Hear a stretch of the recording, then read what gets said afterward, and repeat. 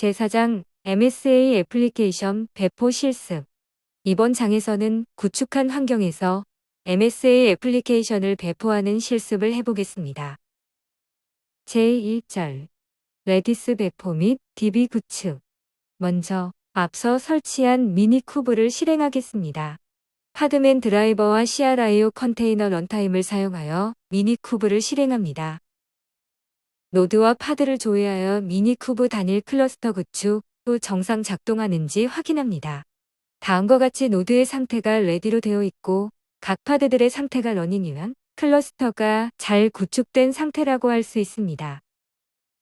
git 명령어를 사용하여 MSA 애플리케이션 배포를 위한 배포 설정 파일을 다운로드합니다. 배포 진행 시 설정 파일에 있는 변수값을 변경하기 위해 교재의 포트 번호 테이블을 참고하여 변수값을 수정할 수 있습니다. 변수값 변경 예시를 보여드리겠습니다. 17번 MySQL MSA 보드 변수값에는 포트 번호 테이블에 기재된 해당 값인 30501을 입력합니다. 이와 같이 다른 변수들도 동일한 방법으로 입력해줍니다. 이어서 미니쿠브의 IP 주소를 조회하겠습니다. 미니쿠브 IP 명령어로 서비스 포트의 외부 통신을 위한 IP 주소를 확인합니다. 다음으로 레디스 배포를 위해 쿠버네티스 설정 파일을 수정합니다. 레디스 MSA UI YAML 파일을 수정할 텐데요. 외부에서 노드로 접근하기 위한 노드 포트 번호를 30801로 수정합니다. 레디스 설정 파일 수정을 완료하면 kubectl 명령어를 사용하여 레디스 배포를 진행합니다. 이어서 DB 배포를 위한 YAML 파일을 수정해 보겠습니다. DB는 MySQL을 배포하며 빔 편집기 명령어로 DB 배포를 위한 쿠버네티스 설정 파일을 각각 수정합니다. 외부에서 노드로 접근하기 위한 노드 포트 번호를 교재에서 보는 것과 같이 보드는 30501, 코멘트는 30601, 유저는 30701로 각각 수정합니다.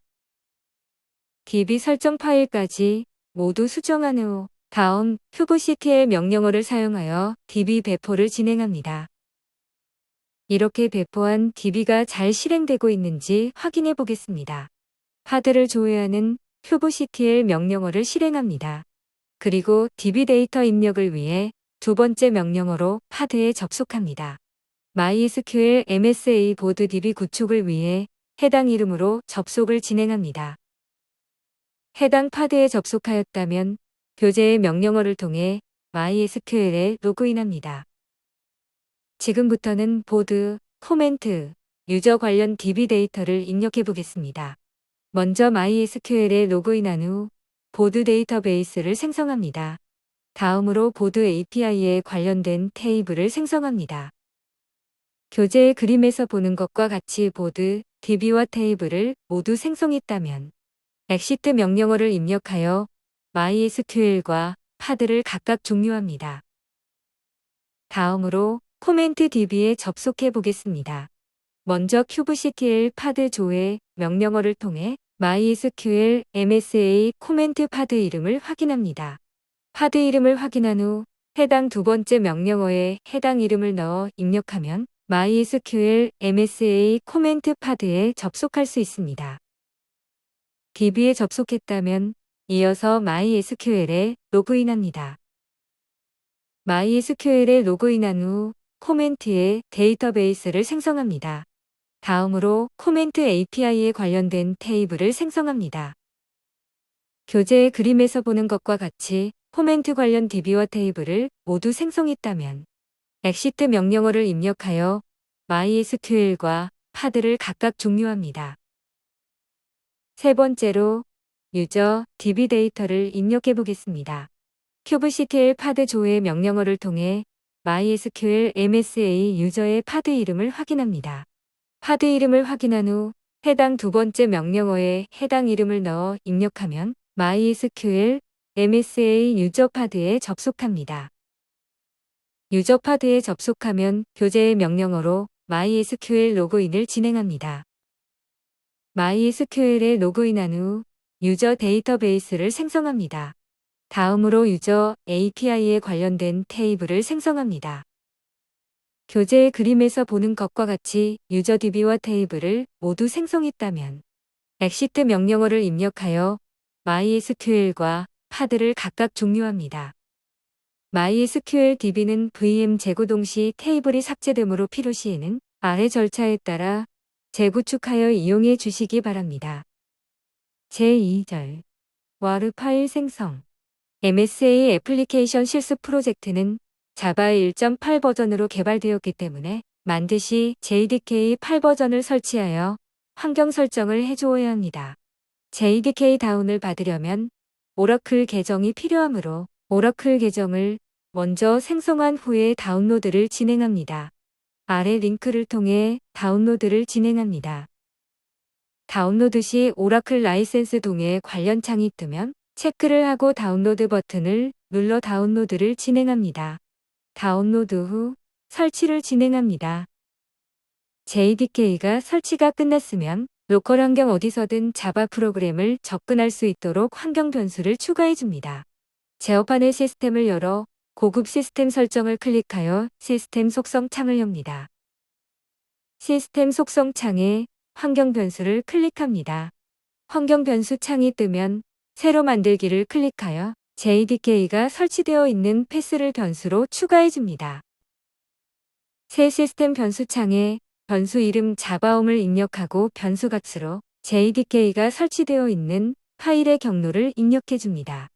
확인을 눌러 시스템 변수 목록에 자바옴이 추가가 되었는지 확인합니다. 다음으로 패스 설정을 위해 새로 만들기를 한 번 더 클릭합니다. 변수 이름에 클래스 패스를 입력하고 변수 값으로 JDK가 설치된 패스를 지정한 변수 자바옴에 라이브러리까지 입력해 줍니다. 다시 확인을 눌러 시스템 변수 목록에 잘 추가가 되었는지 확인합니다. 다음 패스를 지정해 줍니다. 시스템 변수의 패스를 선택 후 편집을 클릭합니다. 환경 변수 편집 창에서 새로 만들기를 클릭하여 목록에 자바옴의 빈 위치까지 추가를 한 후 확인 버튼을 클릭합니다. 환경 설정이 끝났으면 시스템 속성 창에서 확인을 클릭하여 나간 후 CMD 창을 열어 JDK가 잘 설정되었는지 확인을 합니다. 설치 확인은 화면에 보이는 명령어를 입력하여 자바와 자바 컴파일러 버전을 확인합니다. 둘의 버전이 1.8이 나오면 JDK 8 버전 환경 설정이 잘 된 것으로 확인할 수 있습니다. 본 실습에서 사용하는 MSA API 시스템은 이클립스를 기반으로 하는 전자정보 표준 프레임워크 3.9.0 개발 환경을 기반으로 개발되었습니다. 개발 환경을 다운받기 위하여 아래 표준 프레임워크 포털에 접속합니다. 다운로드 메뉴에서 이 거부 프레임 데브 3.9.0 파일을 다운받습니다. 압축 해제 후 이클립스 폴더 안에 있는 이클립스 exe 파일을 실행합니다. 다음으로 API 소스를 다운받아 보겠습니다. 와르 파일 빌드를 위해 add MSA UI, 줄, 유저, 코멘트, 보드 총 5가지 파일을 다운받습니다. 교재에 있는 GitHub 링크에서 add-msa를 검색하면 조회 가능하며 해당 파일들은 다운받아 로컬에 저장합니다. 소스 다운로드 방법으로는 GitHub를 이용한 클론 방법과 압축 파일로 다운로드하는 방법이 있습니다. 둘 중 한 가지 방법을 선택하여 다운로드를 진행하면 됩니다. 앞서 다운받은 이클립스가 실행되면 아래와 같은 초기 화면이 보입니다. 여기에서 프로젝트 파일을 추가를 위해 왼쪽 상단 메뉴의 파일, 오픈 프로젝트 프롬 파일 시스템 항목을 클릭합니다. 다음으로 프로젝트를 파일 시스템 또는 아카이브 중 어느 곳에서 가져올지 묻는 창이 뜨면 디렉토리 버튼을 클릭하여 다운받은 API 소스 파일을 선택한 후 피니시 버튼을 눌러 프로젝트를 불러와 피니시 버튼을 클릭합니다. 동일한 방법으로 다운받은 5개 파일을 모두 불러옵니다. 이제 와르 파일 생성 준비를 해보겠습니다. add MSA 보드, 코멘트, 유저 API에는 교재의 그림에 있는 경로에 모두 똑같이 API 프로퍼티즈 설정 파일이 있습니다. 이 파일을 수정해 보겠습니다. 보드, 코멘트, 유저 3가지 API 소스는 DB 관련 API이기 때문에 각 설정 파일에 MySQL MSA 보드, MySQL MSA 코멘트, MySQL MSA 유저 변수에 각각 교재에 있는 변수를 입력해야 합니다. 보드에는 30501, 코멘트에는 30601, 유저에는 30701을 입력하면 됩니다. 이 변수는 교재 53페이지 포트번호 테이블에서도 참고할 수 있습니다. 두 번째 줄의 네임스페이스 변수에는 디폴트를 입력하고 16번째 줄의 쿠버네티스 URL 변수에는 미니큐브 IP 주소를 입력하여 설정 파일 수정을 마칩니다. 이제 add MSA UI 설정 파일을 수정해 보겠습니다. 교재의 그림에서 보이는 경로에 API 프로퍼티즈 설정 파일이 있습니다. UI API 소스는 레디스 관련 API이기 때문에 레디스 MSA UI 변수를 수정해야 합니다. 14번째 줄의 레디스 MSA UI 변수에는 포트 번호인 30801을 입력합니다. 이 포트 번호는 교재 53페이지에서도 참고할 수 있습니다. 두 번째 줄의 네임스페이스 변수에는 디폴트를 입력하고 13번째 쿠버네티스 URL 변수에는 미니큐브 IP 주소를 입력하여 수정을 마칩니다. 다음으로 add MSA 줄 프로젝트는 쿠버네티스 배포시 YAML 설정 파일에서 변수를 적용하므로 별도 수정 없이 바로 와르 파일로 빌드합니다. 이제 와르 파일 생성을 위해 메이븐 빌드 설정을 해보겠습니다. 메이븐 빌드를 위해서는 자바 실행 도구가 필요한데 이클립스는 기본적으로 자바 실행 도구로서 자바 런타임 인바이러먼트, 즉 JRE가 연결되어 있습니다. 하지만 JRE로 메이븐 빌드 시에는 자주 에러가 발생하기 때문에 JRE도 포함하면서 프로그래밍에 필요한 컴파일러 및 JVM 등을 포함하고 있는 JDK로 변경합니다. 이클립스 상단 메뉴 목록에 윈도우 항목 선택 후 하위의 프레퍼런스 항목을 클릭합니다. 그러면 프레퍼런시즈 창이 뜨는데 창의 왼쪽 목록에서 자바를 선택한 후 인스톨드 JREs 항목을 클릭합니다. 그러면 오른쪽에 설치된 JRE 목록이 나오는데 체크박스를 선택한 후 리무브를 눌러 삭제합니다. 삭제 완료 후 JDK를 추가하기 위해 오른쪽에 Add 버튼을 클릭합니다. Add 버튼을 클릭하면 JRE 타입 창이 나옵니다. 창에서 스탠다드 VM 항목을 선택한 후 넥스트 버튼을 클릭합니다. 그 다음 JRE 데피니션 창에서 디렉토리 버튼을 클릭하여 로컬에 설치된 JDK 파일 경로를 찾은 후 피니시 버튼을 클릭합니다. 다시 인스톨드 JREs 창으로 돌아왔을 때 목록에 선택한 JDK 파일이 추가된 것을 확인할 수 있습니다. 이제 하단의 어플라인 클로즈 버튼을 클릭하여 적용 및 창을 종료합니다. 이제 와르 파일을 빌드해 보겠습니다. 빌드하고자 하는 프로젝트 이름 위에서 마우스 오른쪽을 클릭하면 선택창이 나옵니다. 여기에서 러네즈 항목의 메이븐 빌드 항목을 클릭하여 와르 파일을 빌드합니다. 해당 항목을 클릭하면 교재의 그림과 같은 컨피규레이션 편집창이 나옵니다. 편집창 중간에 골즈 항목에 클린 인스톨을 입력합니다. 런 버튼 클릭 시 자동으로 빌드를 실행합니다. 빌드가 완료되면 각 프로젝트 파일의 타겟 파일 위치에 와르 파일이 생성된 것을 확인할 수 있습니다. 다음으로 생성한 와르 파일을 도커 파일로 업로드하기 위해 이동시켜 보겠습니다. 먼저 모바엑스텀 프로그램을 실행합니다. 모바엑스텀의 좌측을 보면 SFTP 탭이 있습니다. SFTP는 파일 다운로드 및 업로드가 가능합니다. 이 기능을 통해 로컬에서 원격 서버로 파일을 이동할 수 있습니다. 디렉토리에서 add MSA 파일로 들어가면 각 프로젝트의 설정 파일이 있습니다. 그리고 그 하위에는 도커 파일이 있습니다. 로컬에서 이클립스로 빌드한 각 프로젝트 타겟 파일 경로에 있는 와르 파일을 모바엑스텀의 SFTP 기능을 통해 각 파일의 도커 파일로 업로드합니다. 여기까지 완료하면 이미지 생성을 위한 준비가 완료됩니다. 제3절 이미지 생성 및 배포. 이제 이미지 생성을 위한 설정 파일을 구성해 보겠습니다. add MSA 보드, 코멘트, UI. 유저는 스프링 프로젝트로 도커 파일 안에 톰캣 설정 파일인 server.xml과 각 프로젝트에 맞게 설정된 도커 파일을 같이 포함하게 됩니다.